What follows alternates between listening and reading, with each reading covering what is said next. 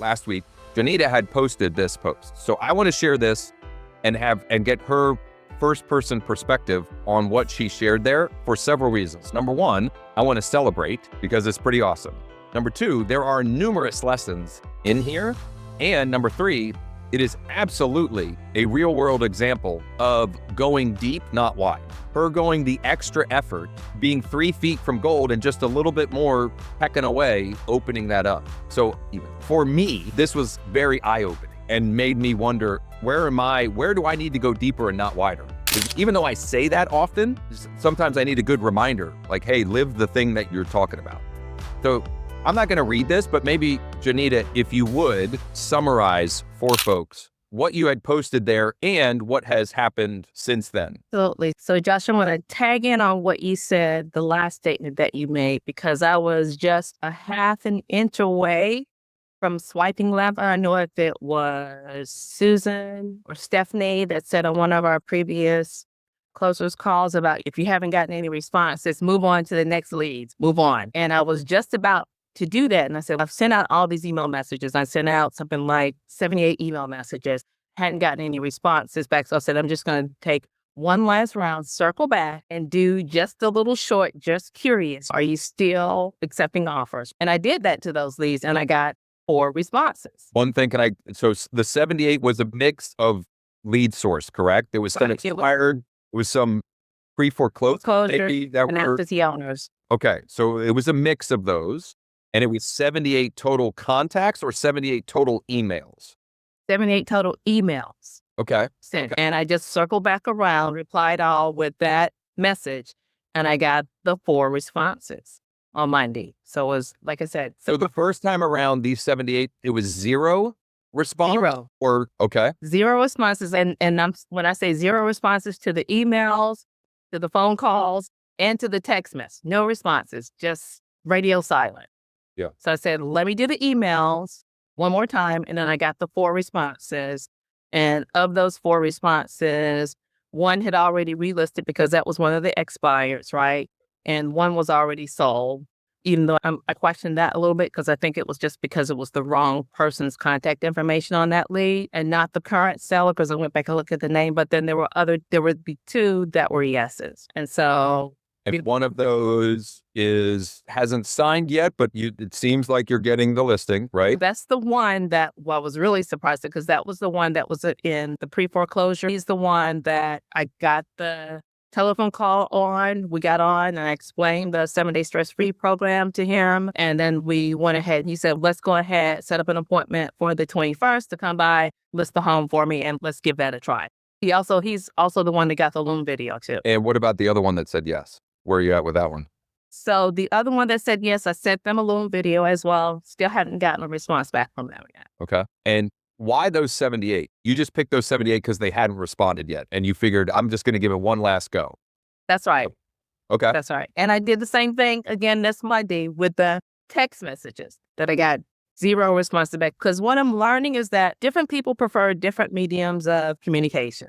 And while some people may have 100,000 email messages, unread email messages like Sean, others are like, hey, no, I'm not to the email. So the guy who responded, the pre-foreclosure guy, he responded to the email, but he did not respond to text or the phone call. Yeah. So I sent 73 text messages out yesterday and I got 3 responses. So I sent the cash offers to those 2 this morning. So 2 out of 3 were positive? Is that what you're saying? Right. I know. Right. That's right. Okay. All right. Some questions in the chat. It says, so you were re-emailing absentee owner, blah, blah, blah. So it was a mix of pre-foreclosure, but there was only like 10 of those because it was like the leads that were loaded up. I first created the account.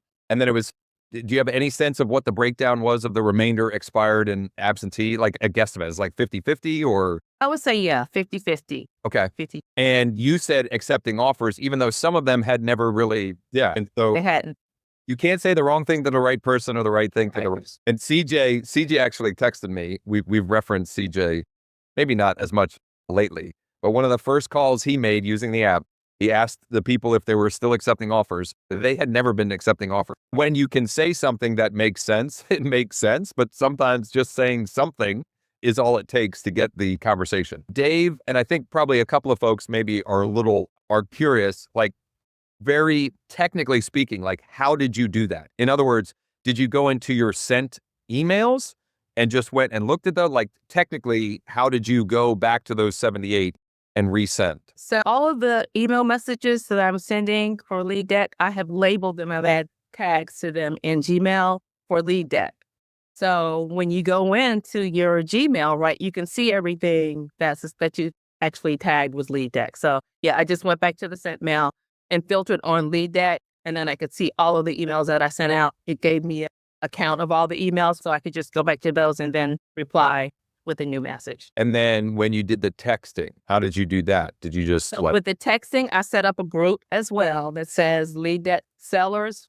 I know you don't want us to do that, but it just worked super efficiently for me with the name. Good for you. You figured it like this. Obviously, you're, as much as I was shocked by you and Stephanie telling me like we're creating contacts and all of this for this, like you have created more evidence that doing more with less people can yield positive. Now what I found when they respond back to me, because I do the name and I do the label on my phone for the group that says LeadDeck seller, and I have one for LeadDeck buyers as well. So when they reach back out to me, or when I'm about to go back and follow through again, I can easily and quickly see which ones not to send the communication out to, because 9 times out of 10, I'm not going to remember the address, but the name will look familiar to me. So I'll know to skip that one. But yeah, I can go in, and the ones that respond in my phone, I pin them to the top of, the text, so that when I go into my messaging system, I can see all the ones at the top that have responded, and I don't have to scroll through them. Very cool. Also has inspired Sean for some potential enhancements in the app where we can, now that we're tracking, if for those of you that don't know, it will now tell you if you have tapped to call or text or email, and I think even how many times you've tapped each, Sean. And so we're trying to figure out how we can use that information to feedback to you. These are the 10 that you might want to go a little deeper with, or these are the 20, or here are all the people that you have reached out to that you haven't moved to your master seller or buyer deck. So we don't know exactly what it'll look like, but I think there's more that we can do with the tool natively to encourage going deeper and getting to the yes or no, or maybe whatever that may be, to at least be able to close the loop on that contact. Well, Janita, just a quick question. I'd jump out for a second. How long between when you first contacted leads to your just let me go one more round and see? That's an excellent question. This particular one, the first time I emailed and texted this guy was January 20th. What? About a month or 2 months. So I did, but hold on one second though. But because I did go back to them on the text message after that initial text message, I waited 3 or 4 days, and then I went back with the question mark, a big red question mark. And then I waited another day, sent the email message kind of a thing. So yeah, I tried to span it out just a little bit so it wouldn't look like spam. But yeah, I decided to circle back around because every week I would add another group of leads. So let's stop adding leads and get some responses here. So on average, you're saying maybe it was like on average 30 days. Yeah. Yes. Okay. Because what Josh is talking about, now that I added that thing where it tracks all of your tattoo activity and I was logs. trying to find that. So it's at the bottom of where you have the thread where it has phone numbers and emails. If you're not aware of it, it will tell you. So I've tapped to text. Why didn't I tap to call? I thought I did, and I've tapped 4 emails and I added it to direct mail. Oh, didn't know you could open it up and see. Oh, Josh. Sean is Zoom illiterate, and I Zoom illiterate, and I'm apparently LeadDeck illiterate to some degree. Anyway, what I was saying was, since we track that now in a database, we're going to come up with a strategy. So on your dashboard, it's going to basically rank who you should be contacting first. So what happened was people get a bunch of leads, and then it's like, how do I search them? So we added the search, and then it's like, how do I reorganize them? And then we added the master decks, right? And then now it's just, I got 100, I got 200, I got 300. Who should I contact first? If I'm going to reach 25 today, what's my top 25? And we're definitely going to use AI, but come up with a plan and an algorithm So when you log in, I don't know if they'll go into not contacted and old leads. We got to figure out the thing, but you'll be able to go to your dashboard and either tell it or sort or do something to where it's like, hey, if you're going to call 25 people today, I just looked at your account. These are the people to hit up first. And then once you start tapping to, it'll mark them as touched. And so we're going to work on a dashboard for everybody to manage the intelligence of the leads and not forget about those old ones. Cause I know Josh and we're just all about speed, and if somebody to get back to us, we just, okay. But 30 days later is a lifetime in terms of attention and your phone. Sean, what's going to create the right order there? They're a not now, meaning they didn't get back to you, doesn't mean that they're a not ever. Right. Campbell, go ahead. What was that? Sean, what will create the rank order for that? What do you? I'm going to have a fireside chat with my new bestie, Claude. And because Claude now has all 85,000 lines of code of LeadDeck. So I will have a lengthy discussion, go over the plan with Josh, but I don't know the answer. We just had this conversation this morning because when I woke up, I thought about Janita just, you know what, let me just hit him one more time. And then she got much better results and they're 30 days older than before. And we're all taught to not just, you get all these new leads, not to ditch the old ones because it wasn't the right timing. So anyway, there's evidence of this in so many different areas. Number one, the evidence that like people need to be, they need multiple touches, communications, etc. Number two, if you think about FSBO or expireds, where are they one? At the very beginning or the very end? They're either making a decision right now, or if you're the last one that just keeps in touch with them, you get the business, one or the other. So different audiences that we're talking about here, although I guess a piece of that was expired, but it's just more evidence that if you just keep following up, eventually you can get, the problem is, or what we're going to work on helping with clarity on is using it so you can be smarter about it. So you're not trying to guess or using data and algorithmic information to help encourage you to reach out to the ones that. Josh, here's something that would probably help since we're transitioning to our iPhones for the tap to text and tap to talk.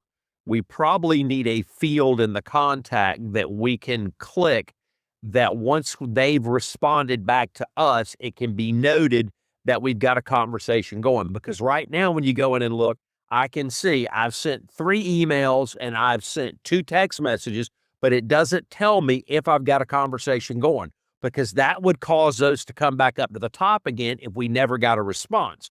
Because there's no way to hook your iPhone up to it directly. We'll have to do it manually, but it will at least give Sean the ability to help rank them that way. Or at least that's something that I'm thinking. Otherwise, you just don't know. Did you ever get a hold of them? You only know the action that you took. We don't have any way of recording the outcome. So in the short term, if it's a yes or a maybe or whatever, I'm putting all of those people in my seller deck.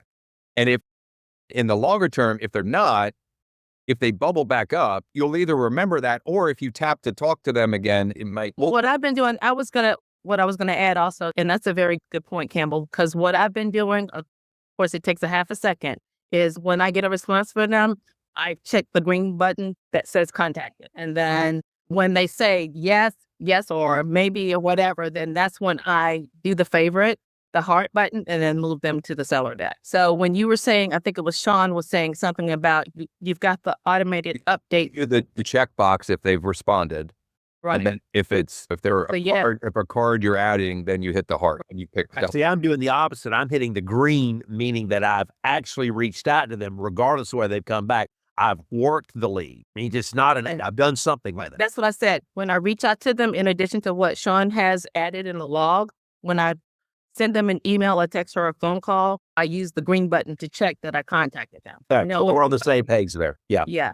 And then once they say yes, right, then I do the heart button and add them to the seller. Before Sean was tracking, I'd go in the notes and I hit 2 text messages and 3 emails, so I would know if I went to the notes. Now it's tracked on the contacts. Wouldn't have to do that anymore. Right. Now, this is good. This is good feedback. I'll add it to my fireside chat. There's no, like right now, it on the ability for iOS or whatever your phone is to communicate with with LeadDeck but there's definitely things that we can do to further. You'll be able to find them now, obviously, with the search is everything, but organize them, I think, is pretty good for now. And now it's just prioritizing. Hey, I got 100 leads. Who should I call first? Type deal.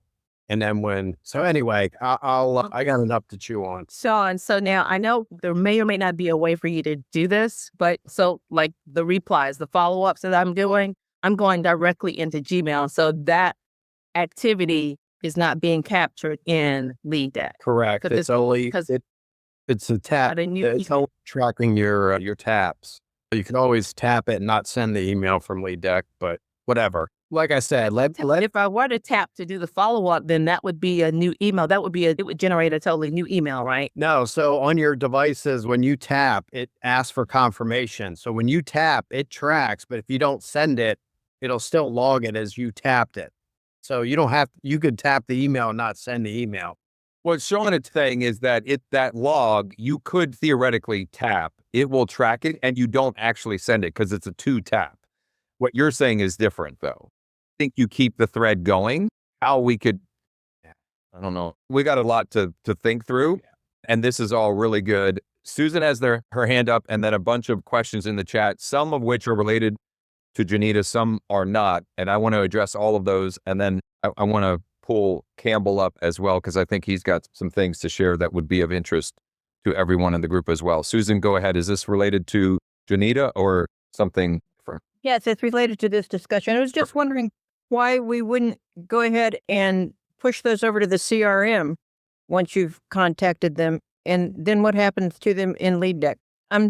That's what I did. So you track them there. You could put a task in there if you wanted to send an email or whatever to them again. Yeah, I wouldn't delete them. If you've pushed them into your CRM, I would put them in your buyer or seller master deck or flipper master. I would put them in one of those 3 and they're pushed into there. That way they still remain in-app, so you can do the in-app matching and you have them as a full contact in your CRM. Does that make sense? Or am I? Yeah, I was just wondering why that wasn't part of her process to do that and keep track of them somewhat in the CRM.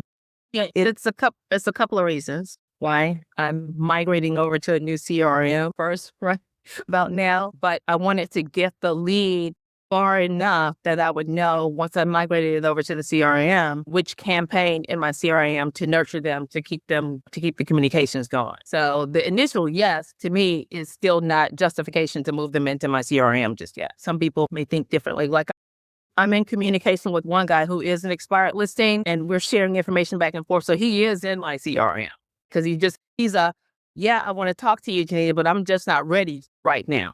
So that's somebody I want to nurture. But these others right now, it feels like it's just too early in the process to move them over, especially since I'm migrating to a new database.